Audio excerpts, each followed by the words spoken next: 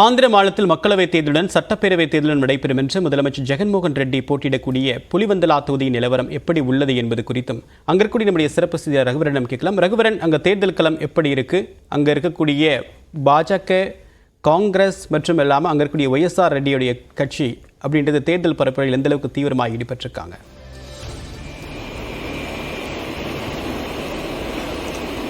தேர்தல் நெருங்கி இருக்கக்கூடிய நிலையில் பிரச்சாரமானது சூடுபிடித்திருக்கிறது அப்படின்னு தான் சொல்லணும். நாம தற்போது இருக்கக்கூடிய பகுதி பார்த்தீங்கன்னா ஆந்திர முதல்வர் ஜெகன்மோகன் ரெட்டி போட்டியிடக்கூடிய புலிவந்தலா தொகுதியில தான் இருக்கிறோம். இந்த தொகுதியில 3வது முறையாக அவர் போட்டியிடுகிறார். ஆனா பாத்தீங்கன்னா 1978ஆம் ஆண்டிலிருந்தே இந்த தொகுதியில இந்த ஒய்எஸ்ஆர் காங்கிரசினுடைய குடும்பத்தினர் தான் வெற்றி பெற்று வராங்க. இதற்கு முன்பாக ஒய்எஸ்ஆர் அவர்கள் இந்த தொகுதியில வெற்றி பெற்றிருந்தாரு.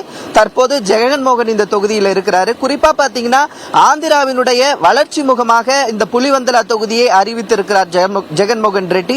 கிட்டத்தட்ட 1000 கோடி ரூபாய் அளவுக்கு நிதி ஒதுக்கப்பட்டு சிறப்பு திட்டங்கள் இந்த தொகுதியில் செயல்படுத்தப்பட்டு கொண்டிருக்கிறது. பாத்தீங்கன்னா 500 கோடி ரூபாய் செலவில் இந்த தொகுதிக்காக மட்டுமே அரசு மருத்துவக் கல்லூரி மருத்துவமனை தொடங்கப்பட்டிருக்கு. அது மட்டும் இல்லாமல் ஒரு முக்கிய வளர்ச்சி திட்டமாக பார்க்கக்கூடியது என்னன்னா ஒரு மினி செக்ரட்டரியேட், அதாவது தலைமை செயலகம் இந்த தொகுதியில் தொடங்கப்பட இருக்குது. பாத்தீங்கன்னா 38 கோடி ரூபாய் செலவில் மினி தலைமை செயலகம் எங்க இருக்குதோ அதுக்குள்ள வசதிகள் அனைத்துமே இந்த தொகுதியில இருந்து இந்த மக்கள் பயன்பெறக்கூடிய வகையில் செய்யப்பட்டிருக்கு. அது மட்டும் இல்லாமல் இந்த தொகுதியை சுற்றி நிறைய வாழை தோப்புகள் இருக்கு. அதனால வாழை பழங்களை சேல் செய்யறதுக்காக மார்க்கெட், அதெல்லாம் 30 கோடி அளவில் மார்க்கெட் இங்க வசதிகள் ஏற்படுத்தப்பட்டிருக்கு.